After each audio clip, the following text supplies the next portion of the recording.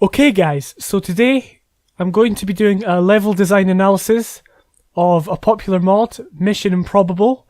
It was made by Magner Jensen, and it was made over kind of, I think, a period of time, and then he kind of compiled all of these maps together. So I've only really played this version with all of the maps combined. I never played like the older version when it was just like Chapter 1 or Chapter 2. I believe that's what happened anyway.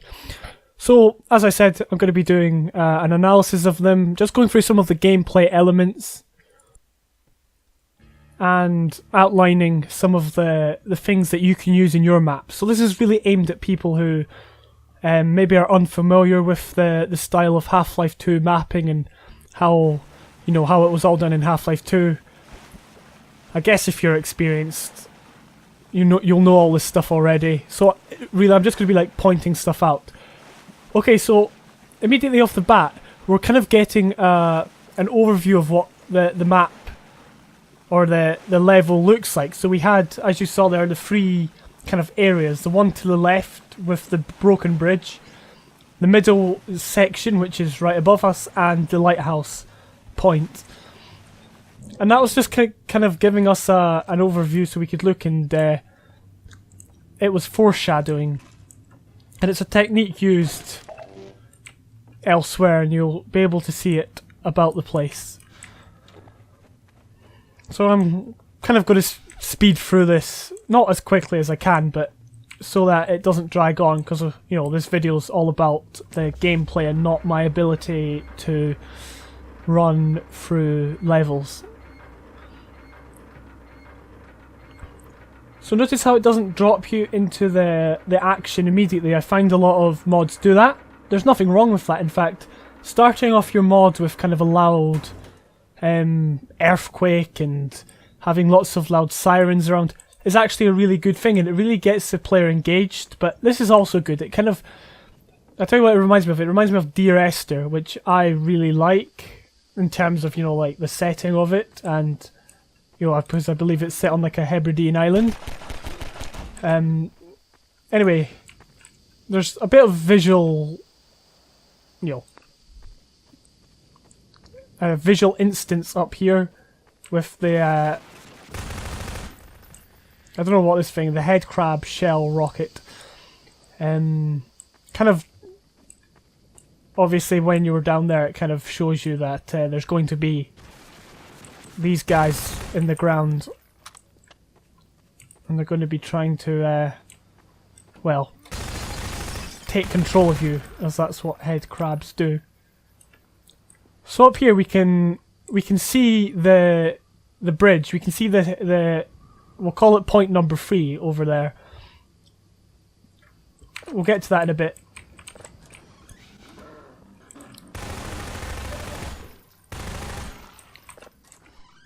So gameplay starts off fairly slow, although here we've got kind of a, I don't know what you'd call it, a trick, a trap, I don't know. But it's been done before, and it shows you some goodies, some items to collect, and then it expects that you're just going to try and cut around here, and then it drops you into the floor. So it's something that defies expectation, basically. And some people may see it as a cheap gag. I personally don't. I think it's fine. Not, if you're doing it all the time, then it's probably a bit too much. But just once or twice doing that, it really surprises the player in the least surprising way. But it's still good in terms of like interaction. Okay, so here you can see kind of this room, this under room, and you think you'd walk all the way around here, right? It would make sense, but as you notice, you can't go around there. So then you've got to work back, and then that's when you notice that all of these boxes are stacked up. I mean, that's usually the point of progression. Obviously, not every player's going to follow that trend, but they're still going to have to break the boxes. And I spoke about this in my, I can't remember which one it was. It was one of the recent ones. Instantly you get the goodies, but it was a level design analysis, and I was talking about breaking boxes, so I won't bother going over that too much, but it's just to force interaction.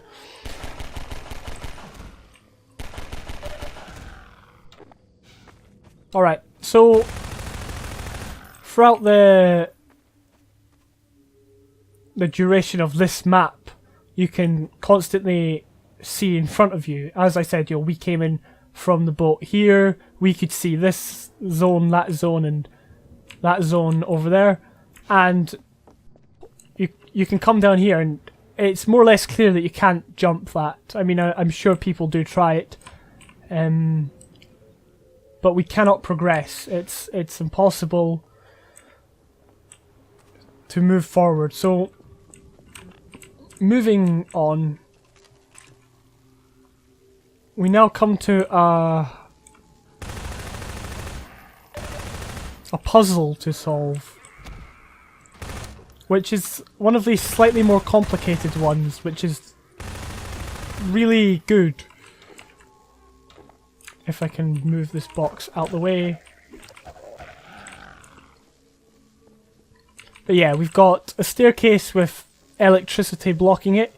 We all know not to try and cross. I mean, I guess someone may try and cross, but I don't think you definitely can't. Yeah, it's got like a barrier there, or a trigger, or something like that. So it's your job as a player to work out how to stop the electricity. So down here, you actually get a glimpse at kind of the underground zone. I don't actually think you can see... Oh, well, you can kind of see the levers, but most of the players will have to try and work their way around. And this is a little bit of platforming. It's not like platforming on the scale of it's a full jumping puzzle, or it's like some grand scaling a chasm or something like that. It's just over electrified water. You can turn it off, and that is that. So yeah, this door does open, and then this guy comes out of absolutely nowhere. I could have jumped back through there and come this way, and then if I triggered the trigger, he still would have jumped up. But that's just dealt with the problem. So we know that the electricity is fully off. We can see it's off. It's now just sparking a bit, and we can progress. So again, it was a simple solution, but to get there we had to, do the jumping puzzle and then fight that enemy at the end. Alright, that's pretty cool. I do like the door breaking. It's unexpected. It's something different, and it's difficult to try and balance new and unique things with trying to stay with like the old and good gameplay. So it's not so that door example wasn't anything extravagant at all. It was just like a door that when you tried to open it, it collapsed completely. Here we've got some hidden goodies. It kind of rewards the player for their exploration. Okay, so now we're going to push across. Oh, yeah, that was the lag from this. We're going to move across to the Lighthouse Zone. And as we see, it is a partial point of no return, not a full one, as we will see in a minute. But it basically shows you you're on the right path and then prevents you from backing away. So we know this is the place to be. So we're going to continue on. There's like a building here you can look up. The ladder at this point is, well, hanging. So you can't actually get to it. Is this a new... I don't think I've noticed this place. But there we go. And there's also goodies around here, yes.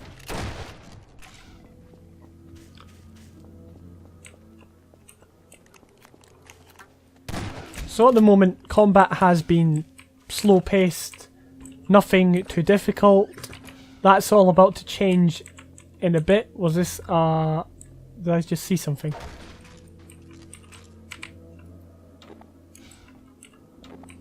Maybe not. Could have been one of these guys.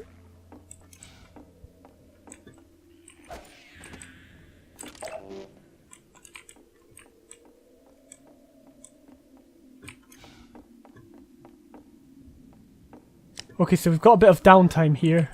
Well, actually, a lot of the first section has just been downtime for the player to kind of work out, you know, what's going on, get used to their surroundings. But now we're at the top of the, well, we're not quite at the top, but we're high up on the lighthouse. We can see down, we can see the bridge there, the broken bridge there, and there's an elevator here for us to climb.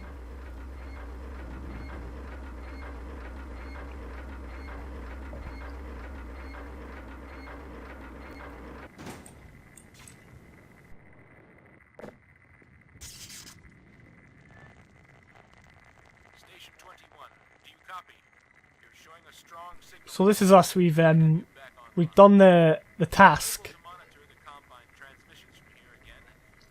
that I presume we're up here for, and then this is where things start to kick off.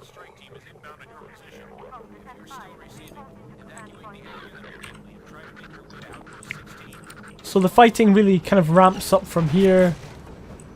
There's a dropship who's going to be stationed. I don't know if we can see it actually dropping the guys, but then there's this gunship who fundamentally destroys this place, and we kind of have to make it down as fast as possible.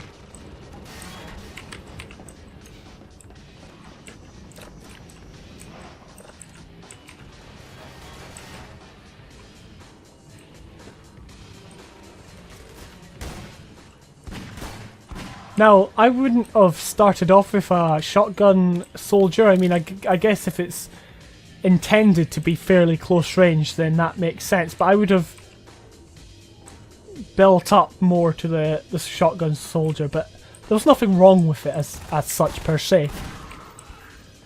And then there's all these guys.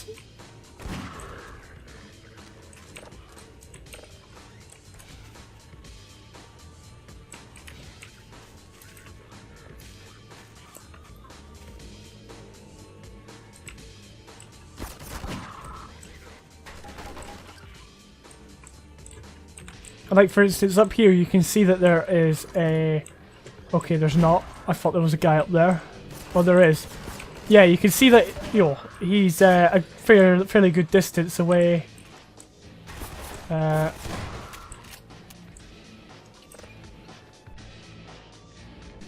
so we can pull the lever and it starts to haul this thing up. And then, I guess at this point, we're supposed to be also fighting. I mean, we did dispatch of them quite quickly. Let me just get that stuff.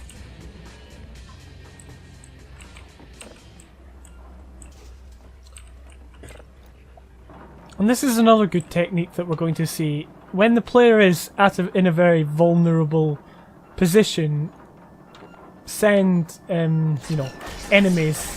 So there's a guy on that roof. There's guys down there.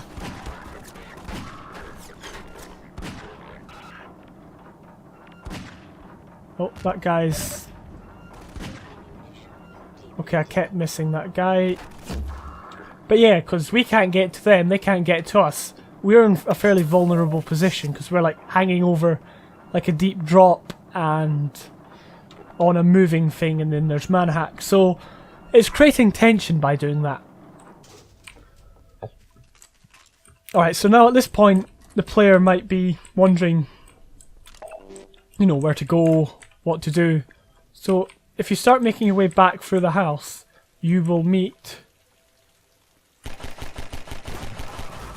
the enemies, and that will kind of signal that you're going in the right direction. You know, kind of ensure the player, or reassure the player that what they're doing is correct.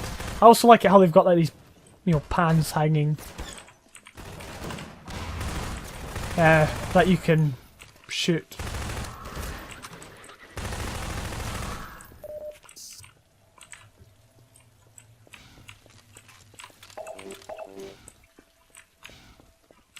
Okay, so now we make our way down to the bridge. once we get rid of these guys. And we can see that the Combine have bridged across. So it could have been that you went up there to, you know, fill in this bridge, although it wouldn't have made much sense. But if you're like making a map like this, that could be the task that you could do when going to a specific location.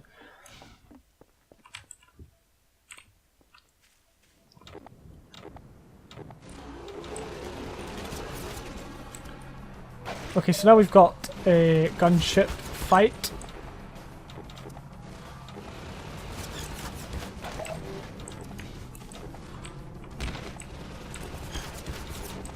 Alright, let's take this guy on. Actually, I think there's more supplies in the cave. Yeah. There kind of has to be. Yeah.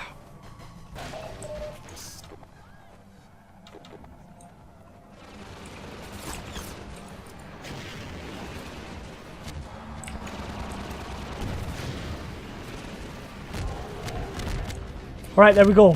Pretty simple battle. Quite a lot of space for you to work with. So you can actually walk all about this beach. I don't think there's anything to find, but you can, you know, you can explore, which is good.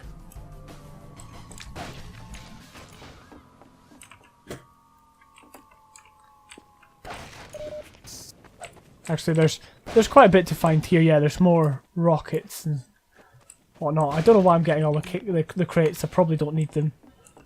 I might miss out a few crates in the future. And yeah, here's the box if we, for instance, didn't get, you know, get the gunship in enough time. Okay, so there we go. That is map 1.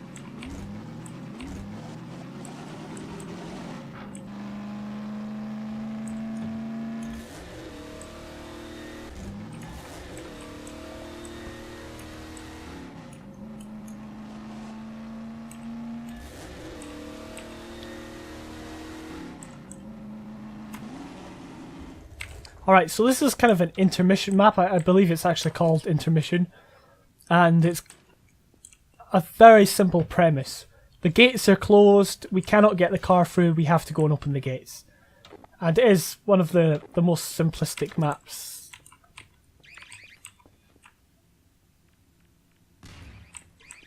Nice, you know, simple use of turrets, and the turrets are very good to use. And the way they were designed in Half-Life 2 and I guess Half-Life EO, they make the noise, they alert the player to the fact they're there, giving them time, you know, giving the player time to react accordingly. So having one turret, maybe two turrets, which is seen in, you know, Half-Life 2, is, you know, it's a decent thing to do. So here we've got a very simple puzzle. We've got no way to get up here. We can jump, but we can't make it. But we've now got the gravity gun, and this is kind of, you know, putting it into action immediately, like teaching the mechanic of the gravity gun immediately. Okay, so that's fine. That went better than expected. And here right now, it actually also gives us a chance to keep going with putting it to good use by oh yeah, we're filling that. So that's just something, yeah, to keep teaching the mechanic of the gravity gun, because we're going to need it, of course, when we get into here. So this is us. We can see on the screen.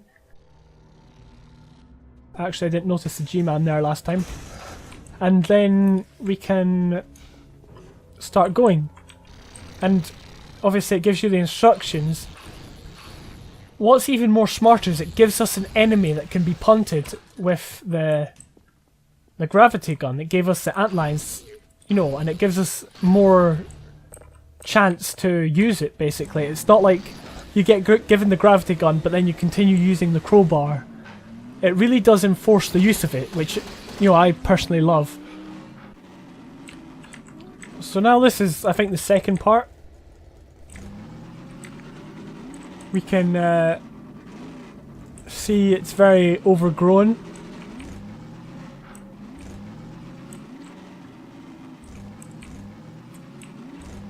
And again, the surroundings here look really, really good. You know, if a lot more mods could look as good as this, then I'd be happy, but you know, gameplay over visuals, that's what I say. Anyway, you can try and run these guys down, it's a bit of a challenge. I am just going to choose to shoot them.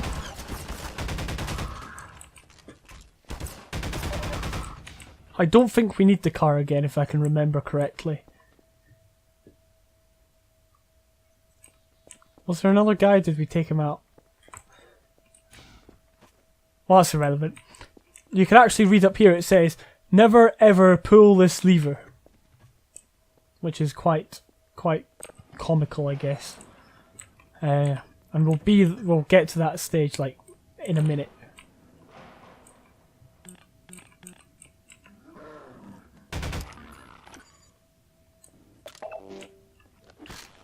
Oh, he's still alive. I thought I'd killed him. Yeah, here we are. And we can pull the lever. And I think we have to... Oh yeah, we've got to be really careful here.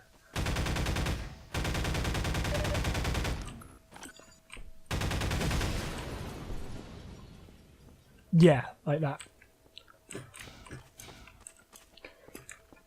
Which helps us get to the roof, and I think we've got to drop down there.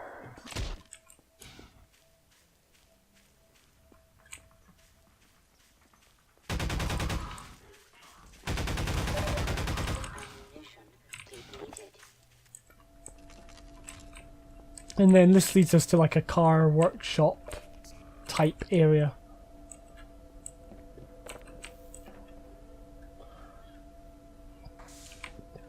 Now we're going to see a mechanic that isn't really been seen, at least to my knowledge. It hasn't been seen in this form, so and it's quite clever because I thought we were going to have to take the bridge to get over in the car.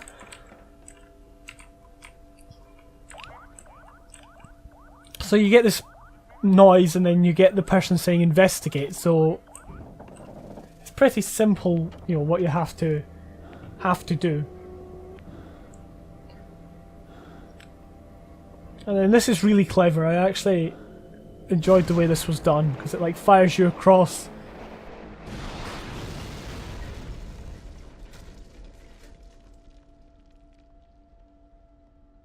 Major fracture detected.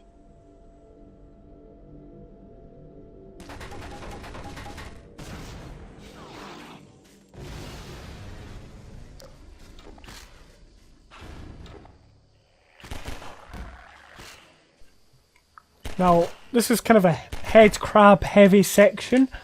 It's fairly annoying because there is a lot of them. There's also zombies here. So it's kind of splitting up the combat, that you're not always fighting Combine throughout the entire map. And you're not fighting, you know, zombies / head crabs or anything else for the entire map, because we had the antlions, we had the Combine, we had the zombies. So yeah, it's varying the combat for each different kind of combat. So you can melee the zombies, you can shoot the Combine and use the gravity gun on the antlions. So here, simple distraction basically. That's all it is, but it's still very effective to kind of force interaction. Now, I don't know what this guy was here, he just falls off.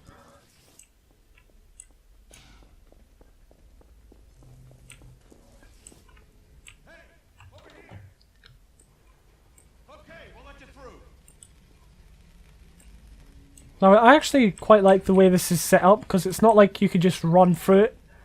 Like, this is a fairly simple concept, but it's you know, it's a base of some kind.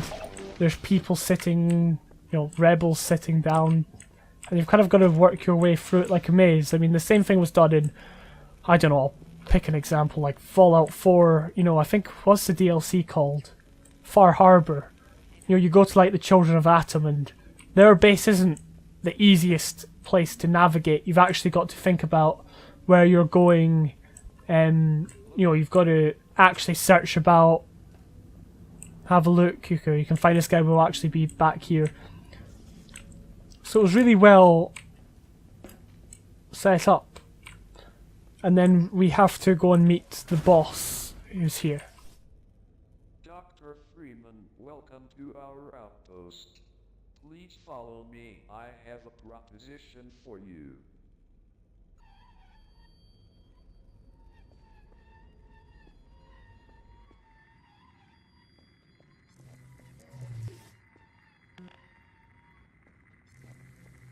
I am sad to say that after several votes, we have decided to regroup to a position further away from the Combine. I would love to stay and fight, but I was outvoted every time.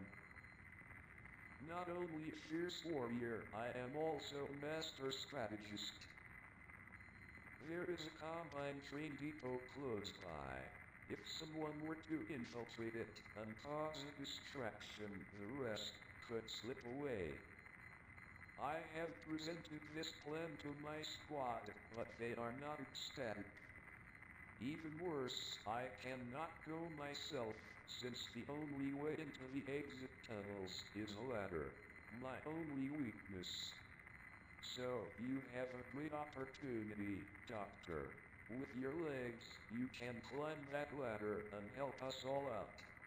I will show you the way. Try to keep up. So it's a fairly, you know, easy thing to do, instead of like trying to voice one of these rebels and get like the face sync to sync up. You'll just have like a Stephen Hawking type voice, which is, you know, in my eyes, fairly smart. And it's unique as well. You know, in terms of Half-Life 2 mods, you don't see it a lot, if at all. There you have it. Best of luck. I can handle the truth, Doc. Should I be worried? Watch out down there. And I believe you can't get back up there, so it's another point of no return. So this part's, I felt, fairly slow. A bit too slow. But it's atmospheric. So you can choose to shoot that zombie when you get round there, or now. I chose to shoot him now. But yeah, now we get to a puzzle which is kind of blindingly obvious. I mean, if you look at this, then you can notice you get the box there. It's lit up, it draws your eye. Then you can look up at this. You can see the ladder, you can see the hatch or the vent or whatever you want to call it, and the lambda symbol. So it's a really easy solution. And it does take, you know, thinking time, but it's, you know, overall it's rewarding. And it gets you to progress.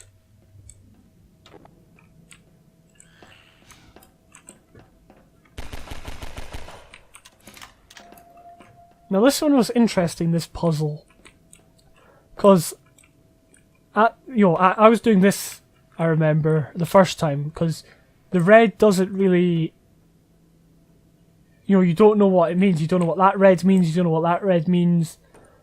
Like, I was thinking, I think when you put it in that it was going to turn green. And I seem to remember I spent a long time trying to get that to work. But I believe, yeah, well, we've got to go and find another battery. There's barnacles in the way, which I spoke about in the past 2 level analysis videos, and probably even in my Fusionville playthrough, is that they're kind of just there as a distraction. Instead of just running through this zone, the player has to stop and think, oh, barnacles, what am I going to do about them? Again, I'm just repeating myself on that, I've said that before.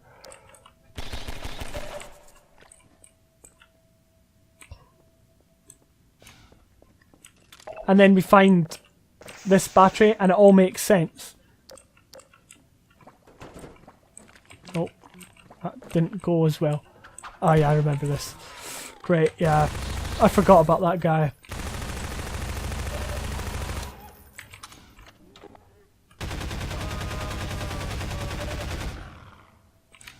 Alright. It's also good how the level work isn't exactly, hang on, how do I put this down? Yeah, isn't all just 90 degrees angles. You've got like the slope on the roof, you've got this part here, you've got this door which is slightly at an angle, so it's not just all 90-degree angles basically, which is something that as a mapper you kind of have to work at, and it takes you a while to kind of get used to not just mapping straight lines, if you know what I mean, but it's rewarding. Alright, so now we've got the thing, and then obviously it has to break as a point of no return, because that's what happens, even though it doesn't make any sense. You know, we're not trying to, you know, everything doesn't have to make sense, you know, in terms of like real life. So here we also see like a door which isn't just part of like a straight wall like that. A door could have been put here, but again, it just makes it feel slightly better. And then we've got this cool corridor which I actually really like.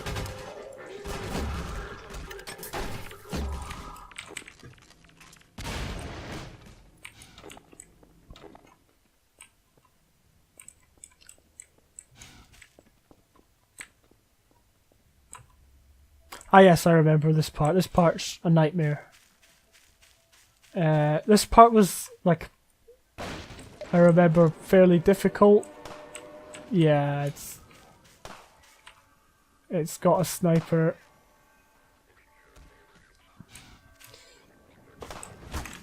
Oh, and he got me. Thankfully, we're behind this rock. Now, I'm not quite sure what to make of this sniper battle, because the first time I played this, it was really, really, really difficult. The last time I played this, it was really, really difficult. And it does require you to run out, as far as I'm aware, to run out and to try and dodge him like that. Which is, you know, it requires a bit of skill, I guess you could call it. But the good thing is that there's combined soldiers who also get thrown in to kind of make things a bit harder. I think that's really good. While you've got a sniper lane while you're hiding, also add in an other danger. Now we're going to have to try and dodge past him, yeah. And again, I don't think that this part should be easy. I'm not sure that every sniper battle should be that you should hide behind it. It's just this seemed like a very counterintuitive setup with the going there, but actually it works just fine. And the way that, hang on, I'm just going to make a dash for it. The way that the sniper was designed in Half-Life 2, as you can see, is that you can see where it can shoot, so yeah, you can see that it can see down there. So it's really smart, and it's really good to use snipers in your level. Can he see me here? Can he see me? Probably. I'm just going to make a break for it.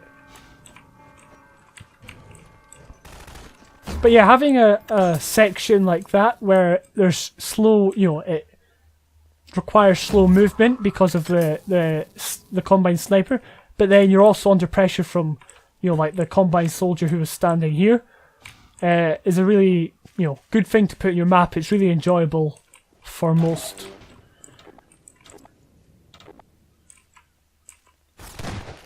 Oh, there he is.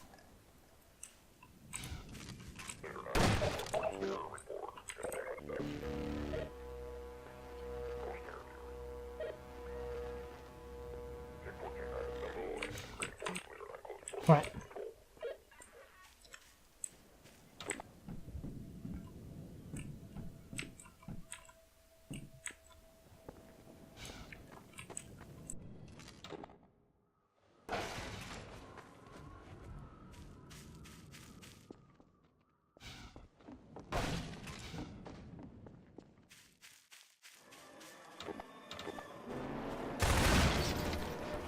So you can see that there is a razor train which is kind of foreshadowing what is to come. We'll get to that a bit. There's also scanners here. There's also another one, I think. Or was that at another location? That could have been somewhere else. So now we're at this zone, which is kind of like a massive arena battle. Because we are going to see that there will be hunters.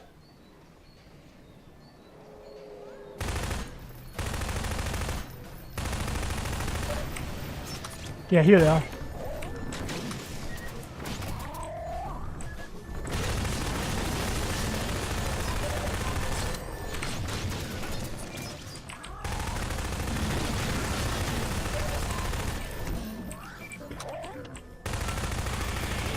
So you've got to deal with both the man-hacks and the hunters. So it's kind of a contrast between really easy and really difficult. While we're waiting for the... Well, what happened there? While we're waiting for the lift to come down.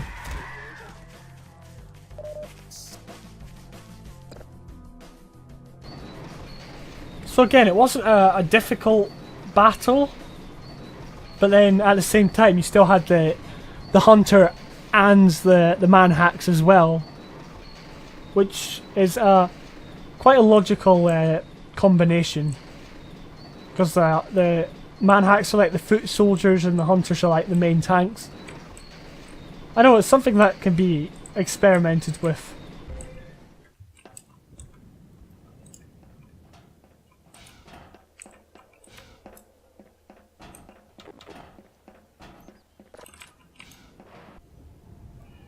Okay, map number 3 or 4. It's like part 3, I believe.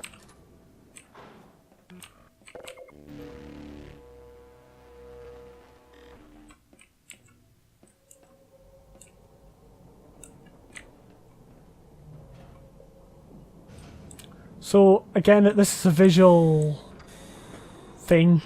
You can see the razor train being taken down into the pits of the Combine base. And this place does really well at getting kind of the Citadel vibe or atmosphere to it. It has all the good, the right sounds. The sounds are well placed. And I'll point some of them out when they come.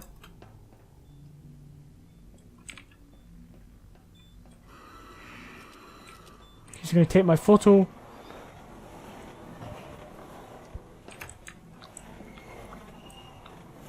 Then we've got kind of a jumping area. But not too much, not like...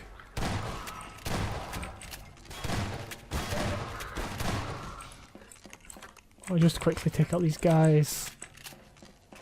And I do like the kind of plant life. It makes it feel like a natural place, like the Combine have literally just tunneled down or found a cave or something that has vegetation in it, and they've kind of tried to adapt it for their own. So now we've got another elevator ride. There's a lot of these elevators, and there's a lot of funny shaped elevators in Combine architecture.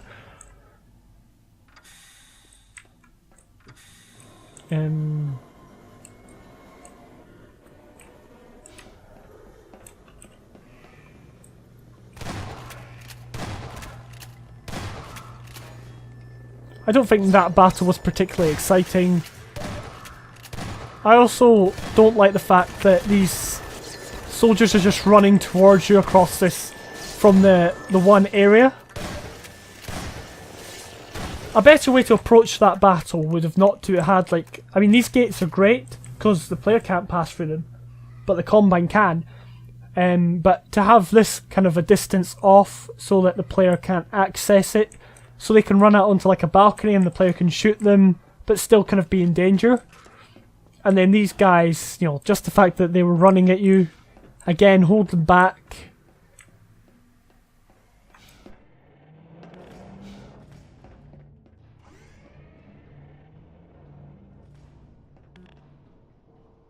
There's some more scanners. And we can hear a stalker. Which is something that is, I wouldn't say feared, but it's, you know, it's one of these things in Half-Life 2 which was supposed to be scary. And I'm sure some people find it scary. Here he is. And we can just take him out. It's not a difficult battle, but it's still something for you to do. Now this puzzle, again, got me stuck the first time I played, if I remember correctly. Because I had just had no idea, but I believe what you have to do is that, and then you've got to go way back here. Again, there's jumping here.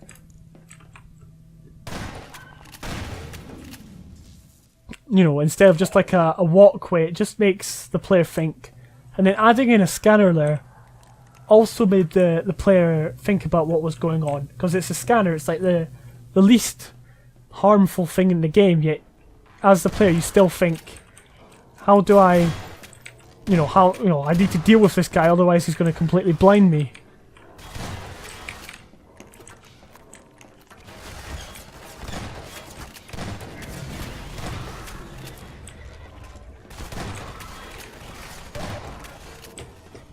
So I am probably not taking on these combat scenarios as you would, because I'm trying to rush through this as quick as possible on the easiest difficulty.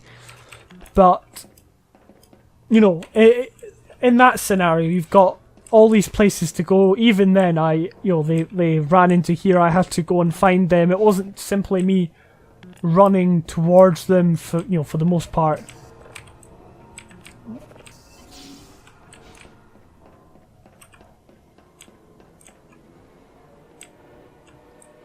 And here we can see the area we're going to be in. We're going to be down there. We don't know it, but we can just get a general feel for the area that we're in. That's what these balconies are good for. We can look and get used to our surroundings. There's more stalkers, but I don't think you can get to these guys, as far as I am aware. And then another funny shaped elevator, because that's what the Combine are good at.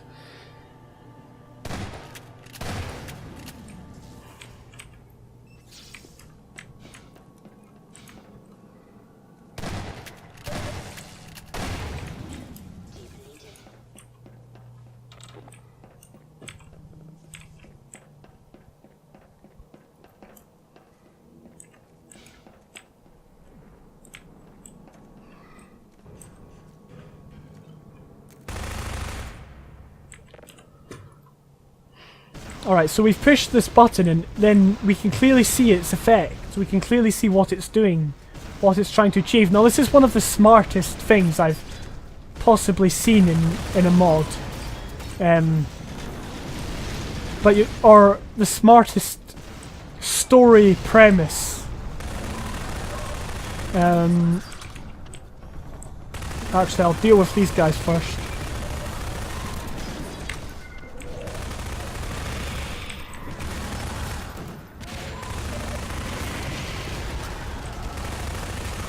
I don't know why that guy's pushing right up to me, that's a bit daft.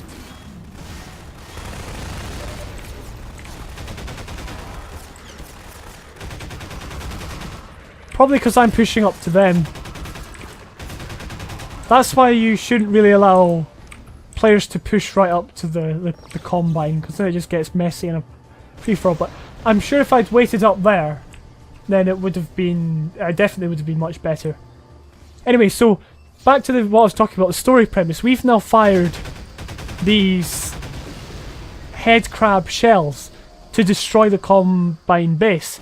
And in doing so, we have created Zombines.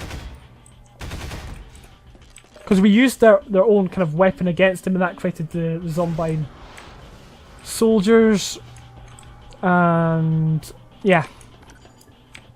I just think it's really clever. And I couldn't have thought of that in like a million years. Oh yeah, there's this guy. So you can actually see down here. No, wait, that's... oh, it's up here. You can see kind of like a struggle that's going on. So we cannot partake in this battle. We cannot do anything. It's just a visual thing, and these visual things are super important to make it feel like a living world.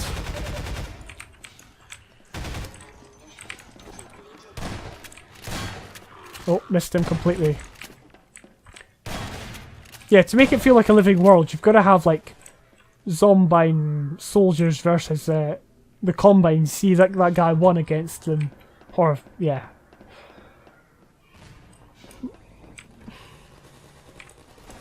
Now, what's next?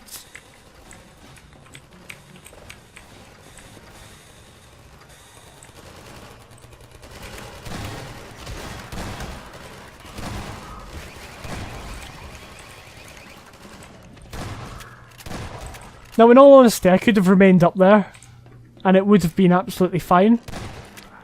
I chose to jump down and to face the Combine like so. Did I get shot from somewhere?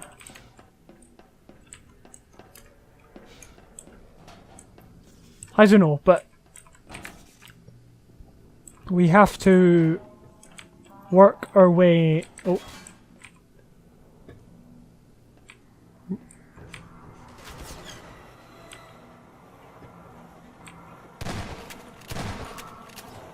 Yeah, we have to work our way up here.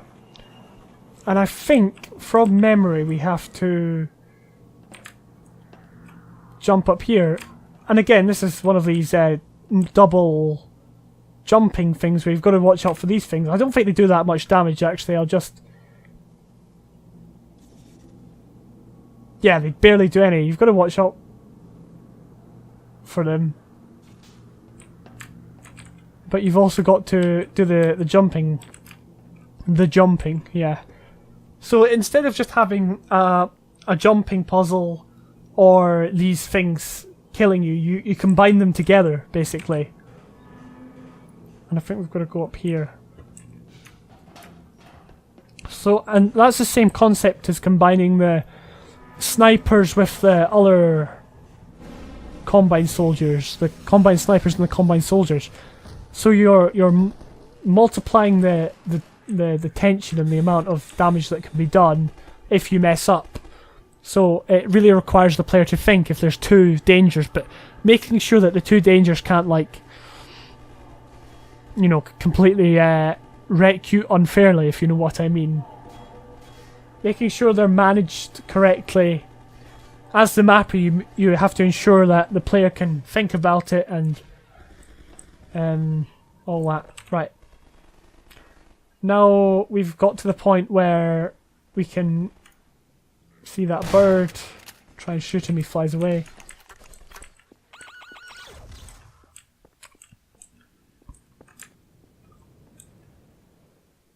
This is the final battle, which is alright. I'm just waiting for the gunship to arrive. Or the chopper, rather.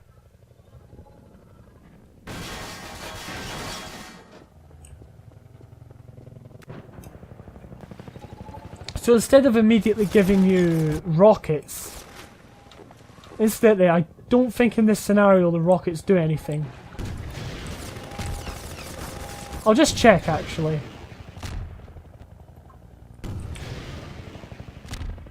Yeah, the rockets definitely don't do anything.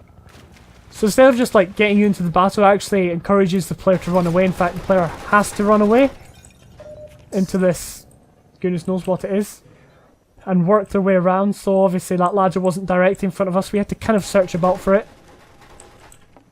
And we can go over here, we can try and, yeah, I don't know, look about, while constantly being under fire. And then dropping down here. We can try this case, but there's nothing in it yet.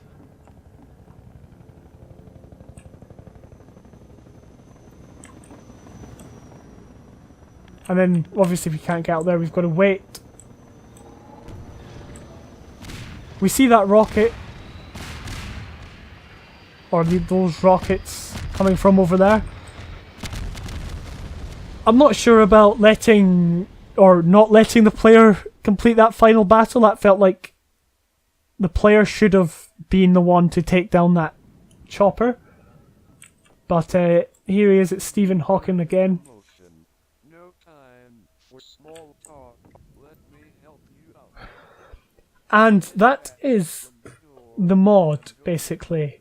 So there was a lot of stuff in there. I know that was a very brief run through. Like, I wasn't going to talk about every little, you know, detail. Every little detail, but there was still enough in there for you to kind of get a basic sense of the stuff that's going on in a mod and some of the techniques that you, if you're a new mapper and you're just trying to get into mapping, they're the kind of things that you can use. So, thank you for watching.